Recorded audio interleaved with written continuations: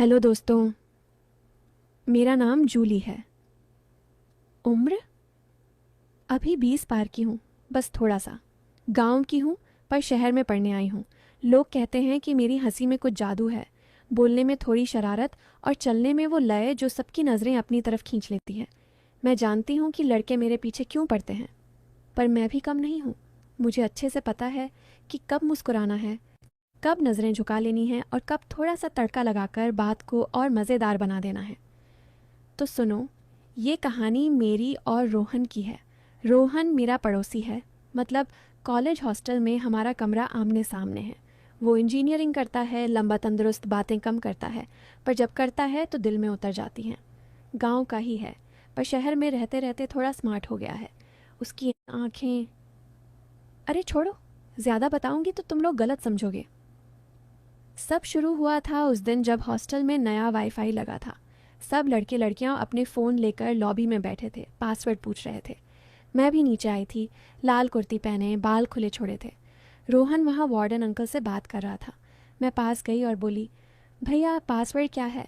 वो मुड़ा, मुझे देखा और थोड़ा रुक गया, फिर मुस्कुराकर बोला, जूली, तुझे तो मैं खुद ही पासवर्ड बता दूंगा, पर पहले कॉफ़ी पी ले। मैं हंस दी। सब ने देखा। लड़कियां जलने लगीं, लड़के जल भुन गए। मैं बोली, कॉफ़ी? इतनी रात को? नींद नहीं आएगी फिर? वो बोला, नींद तो वैसे भी नहीं आती जब पास में कोई इतना अच्छा कनेक्शन हो। अरे, तुम समझ गए ना क्या कहा उसने? मैंने भी तुरंत पलट कर कहा, कनेक्शन अच्छा है तो स्पीड भी तेज़ होनी चाहिए ना, वरना बफरिंग में मज़ा ख़राब हो जाता है। वो हंसा, मैं हंसी। बाकी सब सोचते रहे कि हम क्या बात कर रहे हैं। उस दिन से हमारी बातें शुरू हो गईं। रोज़ शाम को छत पर मिलते। हॉस्टल की छत बड़ी है, वहाँ कोई नहीं आता। हम दोनों बैठकर गांव की बातें करते। वो बताता कि उसके गांव में अभी भी बिजली कम आती है, लोग लालटेन जलाते हैं। मैं हंसकर कहती, अच्छा, तो तुम लालटेन की रोशनी में पढ़ाई करते होगे? कितना रोमांटिक लगता होगा। वो कहता, रोमांटिक? अरे मच्छर काटते हैं इतने कि रोमांस का सत्यानाश हो जाता है।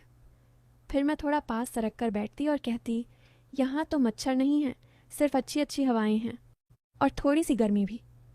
वो मेरी तरफ देखता, मैं उसकी तरफ। बातें ऐसी होती कि सुनने वाला सोचे कि अब कुछ होने वाला है। मैं जानबूझकर कभी अपने दुपट्टे को ठीक करती, कभी बालों को पीछे करती, कभी उससे पूछती, रोहन, मेरी ये ईयररिंग्स कैसी लग रही हैं, पास से देखो ना।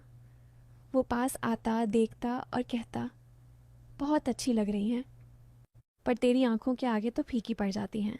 मैं शर्माकर नज़रें नीचे कर लेती, पर अंदर से हंसती, क्योंकि मुझे पता था कि वो भी मज़ा ले रहा है इस खेल में। धीरे धीरे हमारी बातें गहरी होने लगीं। एक शाम हम छत पर थे, दूर शहर की लाइट्स दिख रही थीं। मैं बोली, रोहन, तुझे कभी लगता है कि हम यहाँ फंस गए हैं? गांव छोड़कर शहर आए पर शहर ने हमें पकड़ लिया। वो चुप रहा थोड़ी देर, फिर बोला, मुझे तो लगता है कि मैं यहाँ तभी आया ताकि तुझसे मिल सकूं। मैं चौंक गई। ये बात उसने पहली बार इतनी सीधी कही थी। मैंने हल्के से कहा, अच्छा, तो अब क्या करोगे मिलकर? वो बोला, तेरे साथ वक़्त बिताऊंगा, जितना मिल सके। उसके बाद हम और करीब आ गए। अब हम साथ में कैंटीन जाते, साथ में लाइब्रेरी बैठते। लड़के पीछे पीछे कमेंट मारते, यार रोहन ने तो माल पटका लिया। मैं सुन लेती पर अनसुना कर देती।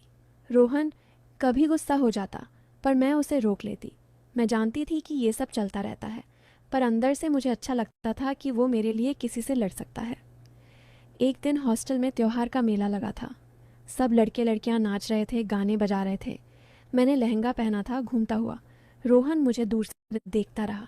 जब मैं नाचते नाचते उसके पास आई तो उसने हाथ पकड़ लिया और बोला, जूली, एक डांस तो मेरे साथ कर। हम नाचे। सब तालियां बजा रहे थे। मैं उसके इतने करीब थी कि उसकी सांसें मेरे गाल पर लग रही थीं। मेरा दिल तेज़ धड़क रहा था।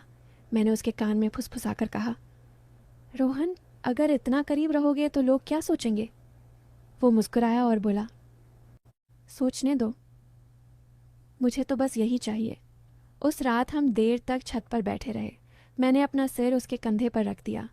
वो मेरे बालों में उंगलियां फेर रहा था। मैंने आंखें बंद कर लीं। लगा कि अब जो होना है वो हो जाएगा, पर तभी उसने धीरे से कहा, जूली, मैं तुझे कभी दुख नहीं पहुंचाऊंगा। तू मेरे लिए बहुत खास है। मैंने आंखें खोली और उसे देखा। उसकी आंखों में सिर्फ दर्द था, कोई नहीं।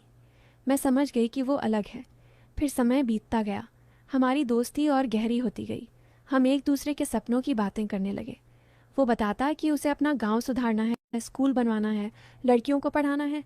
मैं बताती कि मुझे डॉक्टर बनना है, गरीबों का इलाज करना है। हम साथ में प्लान बनाते कि शादी के बाद गांव में क्या क्या करेंगे। हाँ, ये हमने शादी की बातें भी करने लगे थे, पर किसी को बताया नहीं। एक दिन रोहन के पापा बीमार पड़ गए। उसे गांव जाना पड़ा। जाते वक्त उसने मुझे गले लगाया और कहा, जूली, जल्दी लौटूंगा, तू अपना ख्याल रखना। मैं रो पड़ी। वो गया तो हॉस्टल सूना सूना लगने लगा। मैं रोज़ उसका इंतज़ार करती। फ़ोन पर बातें होती, पर दिल नहीं मानता था। फिर एक दिन उसने फ़ोन किया और बोला, जूली, पापा ठीक हो गए हैं, पर अब मुझे यहीं रुकना पड़ेगा। गांव में बहुत काम है, तू आ जा यहाँ। मैं समझ गई कि वो मुझे बुला रहा है हमेशा के लिए। मैंने कुछ नहीं कहा, बस टिकट कटवा ली। जब मैं गांव पहुंची तो रोहन स्टेशन पर खड़ा था। मुझे देखते ही दौड़ा आया और गले लगा लिया। गांव वाले देख रहे थे, पर हमें कुछ नहीं सूझ रहा था। फिर हम घर गए। उसके मम्मी पापा ने मुझे बेटी की तरह गले लगाया। आज हम शादीशुदा हैं, गांव में रहते हैं। रोहन ने स्कूल खोल लिया है, मैं क्लिनिक चलाती हूँ। बच्चे भी हैं हमारे दो। कभी कभी शाम को हम दोनों खेतों के किनारे बैठते हैं और पुरानी बातें याद करते हैं। मैं उससे पूछती हूँ, रोहन, उस दिन छत पर जब मैंने सिर तुम्हारे कंधे पर रखा था, तुमने कुछ और क्यों नहीं किया? वो हंसता है और कहता है, क्योंकि मुझे पता था कि तेरे साथ जो रिश्ता है वो सिर्फ पल का नहीं, जिंदगी भर का है। मैंने इंतज़ार किया और देख, आज कितनी खुशी है। तो दोस्तों, ये थी मेरी और रोहन की कहानी। जो लोग बीच में गलत सोच रहे थे, उन्हें अब शायद समझ आ गया होगा कि सच्चा प्यार क्या होता है। और जो शुरू से अच्छा सोच रहे थे, उनके लिए तो ये कहानी हमेशा अच्छी ही थी ना। अब मैं जाती हूँ, बच्चों को देखना है। बाय।